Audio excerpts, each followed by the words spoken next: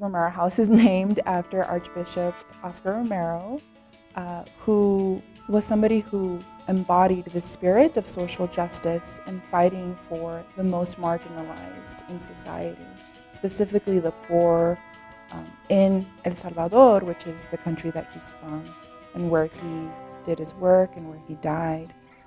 But most importantly, I think the house itself tries to act out and live and practice that spirit of social justice. So living there, we had to do 6 to 8 hours of community service a week, plus our classes.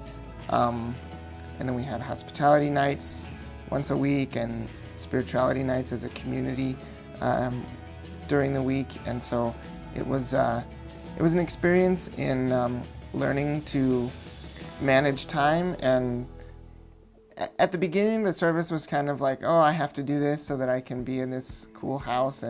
But then it became, as time went on, sort of something I wanted to do, and the service became another one of my classrooms. I think the idea of living in an intentional community with other students is really attractive to me. So I want to continue some kind of like service with the program in the school.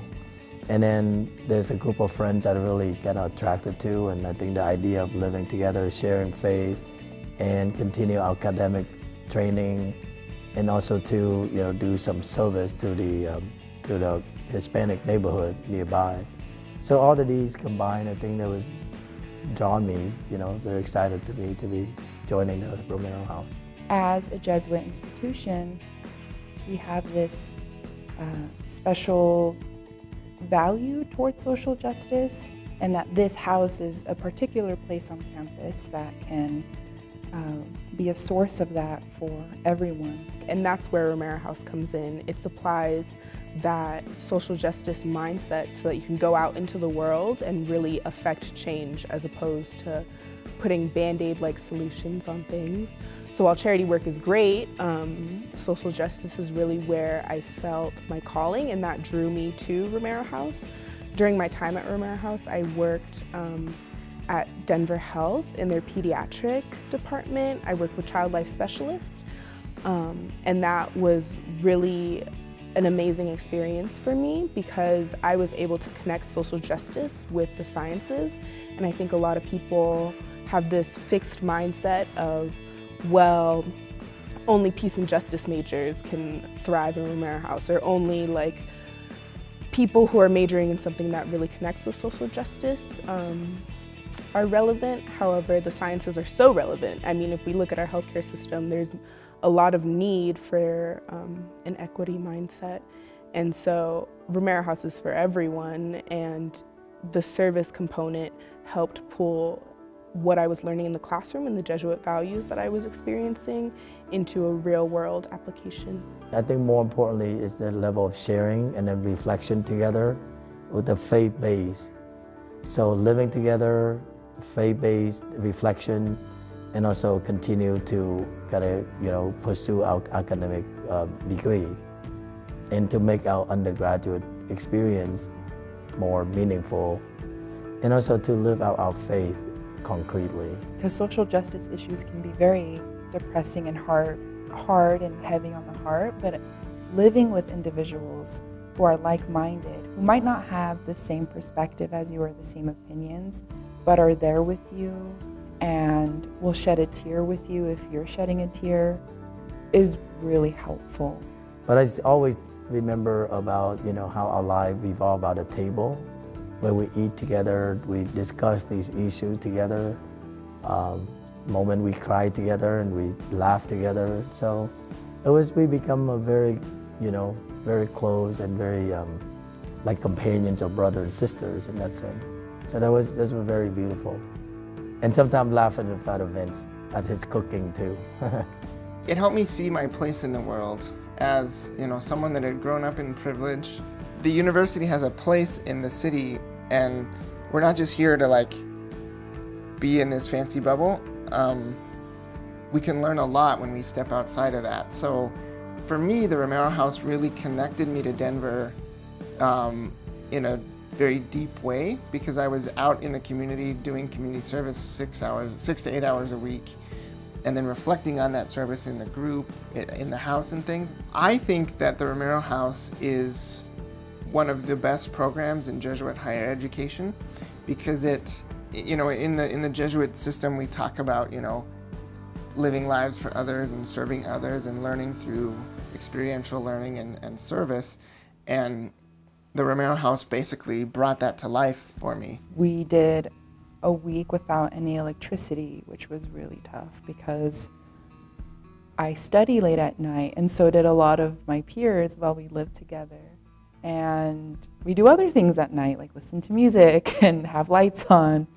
But I think, although it was really tough then, we all figured out ways to improve that situation for ourselves while we were there, and to really think about ways in which having light is a very large privilege that many people in the world don't have. For me, I knew I always wanted to work in healthcare. I really liked science, which is a plus when you want to work in healthcare. But I wasn't quite sure in what context, and that's when I discovered, during my year at Romero House, I discovered the profession of being a physician assistant, which is a provider that provides patient-centered care.